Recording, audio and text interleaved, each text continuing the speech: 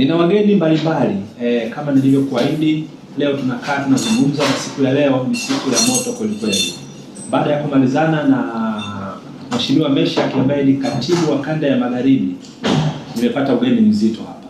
Pata mgeni mzito kweli kweli kutoka visiwa vya marashi ya karafuu, Zanzibar. Mheshimiwa, ulikuja kwa boti au ulikuja kwa ndege au na chombo? Nimekuja kwa mtumbwi. Napenda sana kauli ya Wazanzibari. Nasema chombo kimefika saa ngapi? Hivi wanapozungumzia chombo wanamaanisha nini?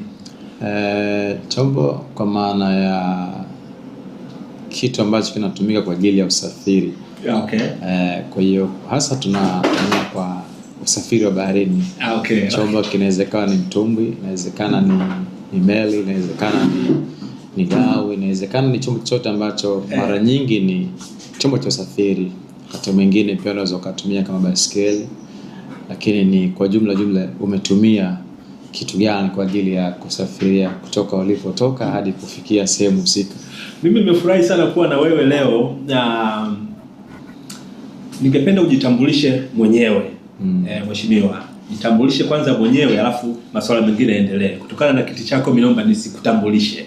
Naomba zungumza wewe mwenyewe. Asante sana.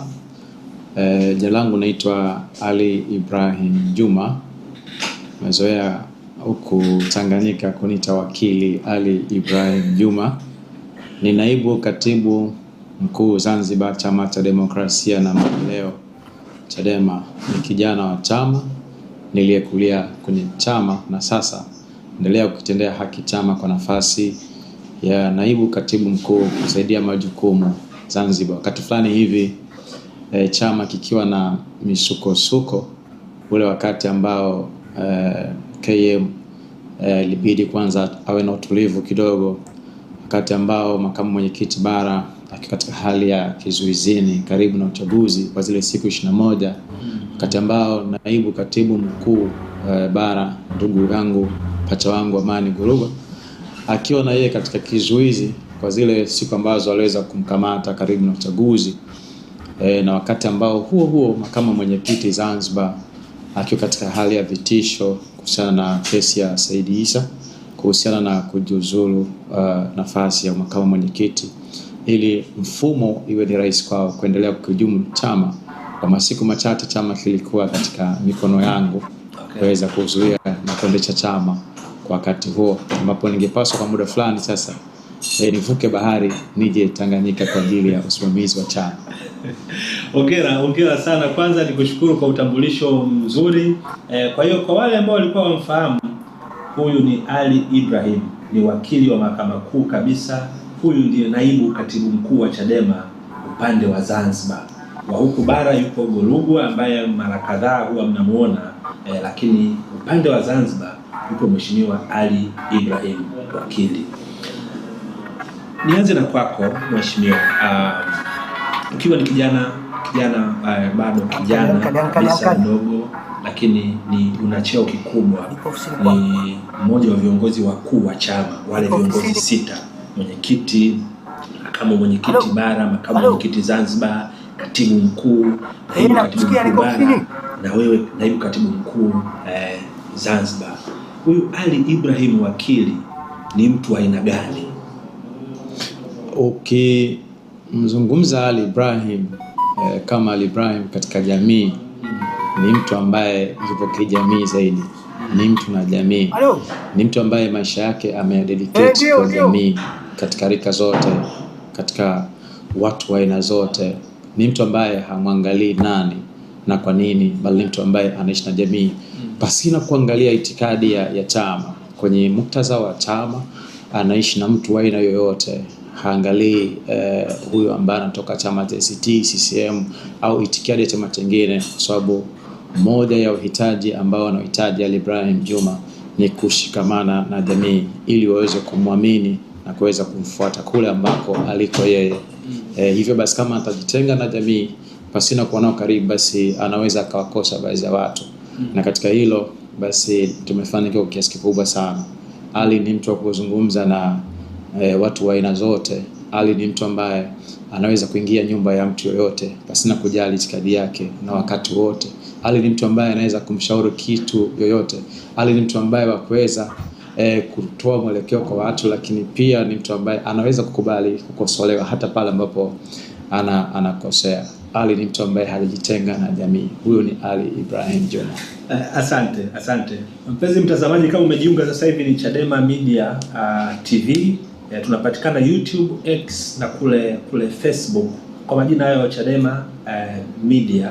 Unaweza kutuchangia kuendeleza harakati hizi kwa kutuma mchango wako kwenda kwenye namba yetu ya Vodacom 0744446969 0744446969, na huo mchango wako utatufikia. Jina litatokea pale Chadema HQ, basi utakuwa uko sawa sawa.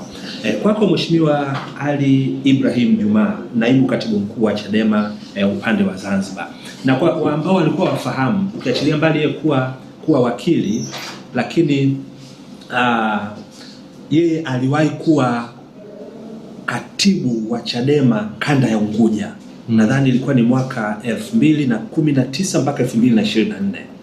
Kama sijakosea 2021 mpaka 2024. 2021 mpaka 2024 ndio alikuwa katibu wa Chadema kanda ya Unguja.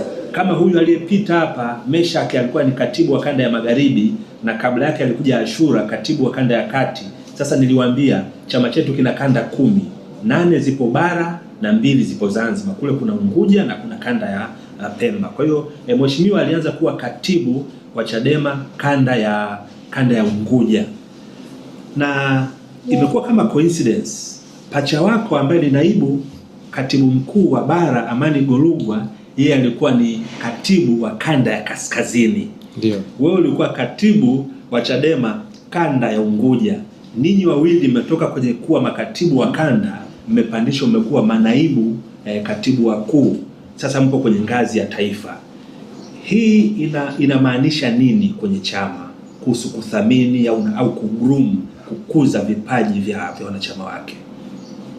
Kwanza Chadema ni chama cha kipekee sana, ambapo na mwaka 2010-15 Chadema kilidhihirisha namna ya kipekee kwa kuwapa nafasi vijana walikuwa wengi Tanzania katika nafasi mbalimbali. Hata mwaka 2020 katika uchaguzi mkuu ambao tumeshiriki, vijana wengi walikuwa wanagombea katika majimbo tofauti na waliaminiwa na chama. Lakini si hivyo tu, katika nyakati mbalimbali ukiangalia Chadema kupitia BAVICHA kimekuwa kikiwaibua watu wengi au vijana wengi ambao ndio mwelekeo na hazina chama baadaye. Binafsi ukimchukua Amani Golugwa, ukimchukua Ali Ibrahim, mpaka kufika kuwa naibu katibu mkuu, ni kwamba wametumia muda mwingi sana kujiwekeza katika shughuli za chama katika nyakati mbalimbali, katika kutumia nguvu zao binafsi pasina utegemezi wa chama. Nguvu ya ziada ya chama ni kwa sababu katika utekelezaji wa majukumu ya chama, lakini binafsi wamekuwa ni watu wa kujitolea, na kwa sababu walikuwa na malengo na matumaini ya kufika mbali, na kwa sababu walikuwa na malengo na walikuwa wakitekeleza wajibu na kujituma, walifika huko siku moja. Kwa hiyo ni wazi kwamba maana halisi ya hili, kijana yoyote ambaye ana target za kufika mbali kupitia chama hichi anaweza akafika mbali. Msingi ni kwamba yeye mwenyewe anatakiwa ajitoe na kujitolea na kuweka imani ya kwamba ipo siku tutafika sehemu ambayo tulipofanikiwa. Kwa sababu ni kwamba ukiangalia katika harakati za kisiasa kihistoria, wengi ambao wanaacha alama chana ni vijana. Kwa mfano ukija katika ulimwengu wa kihistoria, katika mapambano ya haki za watu katika nchi Amerika, ambapo tunapomzungumzia mtu kama Martin Luther King, ni kijana mdogo ambaye alifariki akiwa ni kijana wa makamo miaka 39 wakati anafariki siku ya tarehe 4 mwezi wa 1968, kiasi kwamba katika vitu ambavyo alikuwa akiviongoza kwa sisi wanasiasa wa leo au wanaharakati wa leo, tunapata picha halisi Martin Luther King alikuwa ni nani kwa wakati huo, na sisi tunapaswa kuwa nani. Kwa hiyo kwenye hii safari kuna mambo mengi sana ambayo unaweza kukutana nayo, lakini hautaki kuogopa, hautaki kusita, uamini kwamba itafika siku kama so wewe watakaobakia watafika katika pale ambapo tulipokuwa. Upoje kadri siku ambavyo zinakwenda mbele, na kwa ushahidi wa mwaka 2015, 2020, 2025 kuna generation nyingine. Kwa hiyo sasa hivi siasa ya Zanzibar ni siasa ya uwekezaji na ushawishi, kiasi kwamba wananchi wa Zanzibar wanaangalia chama ambacho kina mwelekeo na kinasimama na wananchi. Wanaangalia mtu ambaye ana mwelekeo na anasimama na wananchi na anasimama na jamii. Hivyo basi mvuto wa mwaka 2020 wakati Chadema inaingia katika uchaguzi wa mwaka 2020 ulikuwa ni wa kipekee sana na ilikuwa ni wa kishindani sana, kiasi kwamba katika maeneo yote ambayo tulisimamisha wagombea kwenye majimbo kwa nafasi za ubunge, uwakilishi na hata udiwani. Kwa hiyo kuna namna ya kipekee sana kutokana na baadhi ya vyama ambavyo vipo vinajiita vyama vya upinzani, mwelekeo wake na misimamo yake imekuwa ni si ya kuaminika.